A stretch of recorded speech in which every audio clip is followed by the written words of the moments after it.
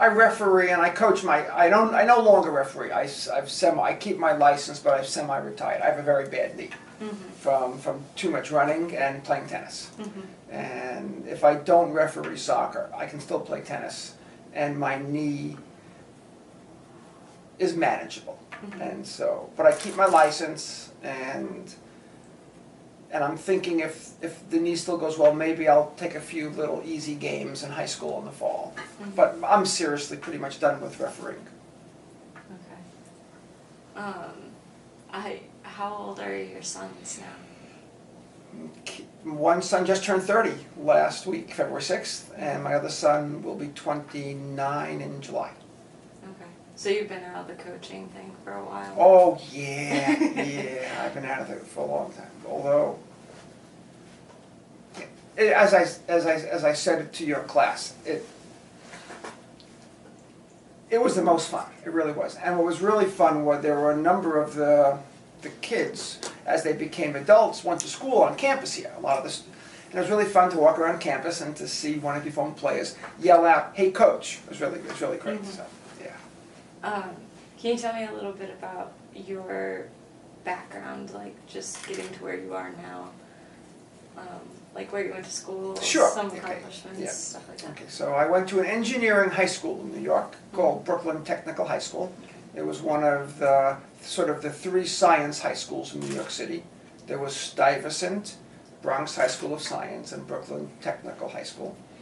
And at the time, there were 9,000 students, all boys, because in 1965, when I started, of course, why would girls want to do science and engineering?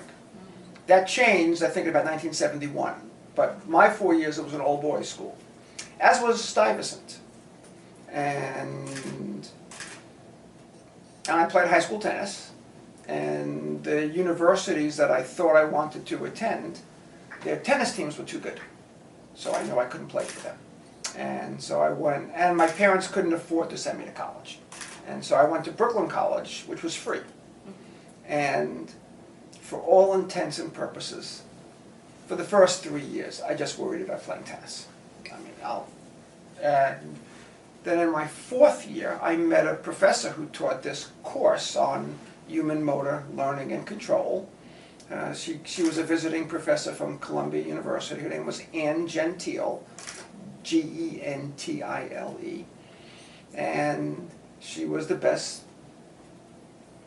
professor I ever had. And that was true even through my graduate school days.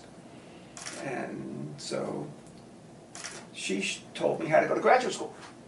And so that's what started my career. I just didn't follow her, but I went into the field that she was in. And then I went to grad school at the University of Michigan and followed my advisor, who was at Michigan, to the University of Southern California. And that's where I did my PhD. So I did my master's in Michigan, my PhD at USC. Which, I mean, these are all very different places to go for higher learning. Which did you enjoy the most? What atmosphere? University of Michigan. Really? Yeah, it's just a great university. And Michigan, if they can't do it first class, they won't do it. Just a great institution.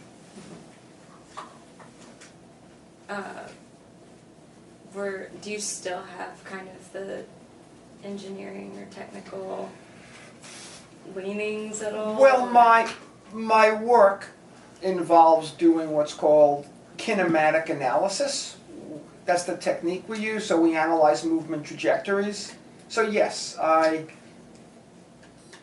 lot of my work requires numerical techniques and having a rudimentary understanding of the physics and the math, but I'm in no way, shape, or form, an engineer. But so you met and changed your mind on what you wanted to do. Yeah, I was going to be a college basketball official. Okay. That's what I was sure of my life. I was already a high school basketball official when I was a college student.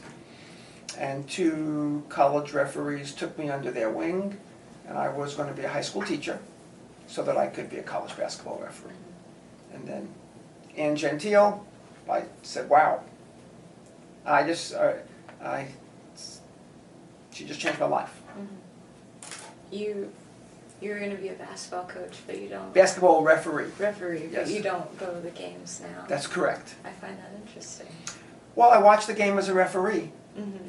And it's very hard when you see the game as a referee to sit in the stands and listen to people not really understand what they're complaining about. Mm-hmm. The student section. Have you sat in the student Oh, section? no. I mean, I like student sections. I mean, it's fun. I mean, the games really should be for them. Mm-hmm. And in fact, it would be, and the paint crew business is a bunch of fun to watch on TV. Mm-hmm. I mean, every now and then they probably get a little out of hand. I'm not a big fan of the IU sucks cheer, but you know, it's pretty much all meant in fun, is my guess. I mean, I don't think there's real hatred in that, but it's just kind of fun. Mm-hmm. So tennis has always been maybe one of your biggest passions. Oh yeah. You go to all the games here. Do you go to like professional games, like anything like that? For my 50th birthday, Lorraine took me to Wimbledon. That's cool. And I grew up going to the U.S. Open, but because it was in New York, although at the time I was growing up, it was called the National Championships, and it wasn't played, it wasn't the Open era until the very, very last year or two that I lived in New York. I said last 4 years. When I was in college, I started the Open era.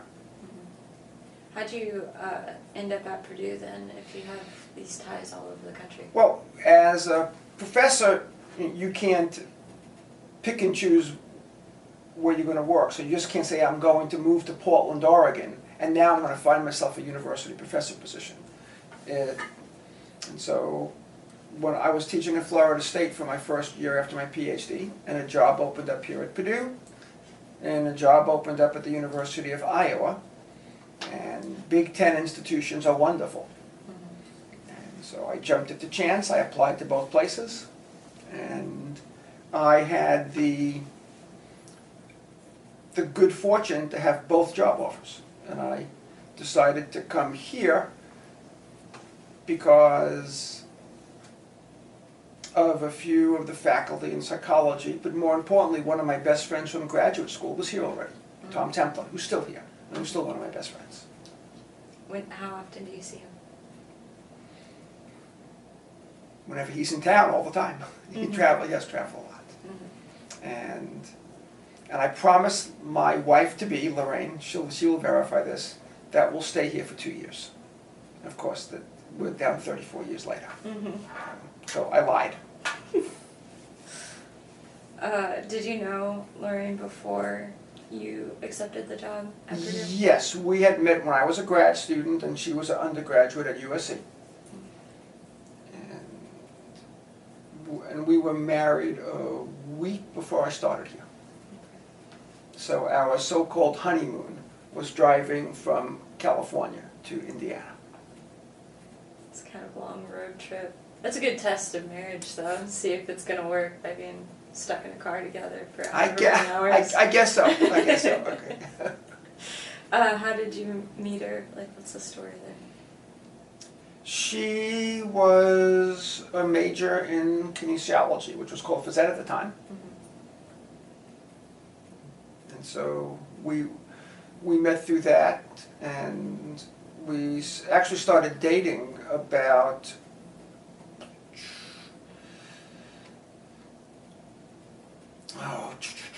right after, I guess, the end of her junior semester, and then and so we dated for like 6 or 8 weeks before I went off to Florida State. Mm-hmm. And then we were apart for that year, but we got engaged. I think in October, but I don't exactly remember. I think it was in maybe September we got engaged. September or October. I do know my wedding date though. Okay. That's good. You won't be in trouble for that. Okay. How did you propose? not very romantically. Okay.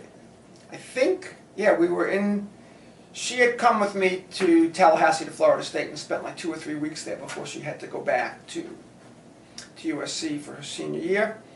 And we were in the kitchen, and I said, something like, I think we should get married. So something like that. It was not romantic. I did not get on my knee. I didn't ask her dad for permission or anything like that. I mean, I did it in my typical sort of New York way. So, yeah. Off the cuff. That's right. That's exactly right. Exactly right. Are there any other instances or stories that would support that theory? You're not a planner, just a doer.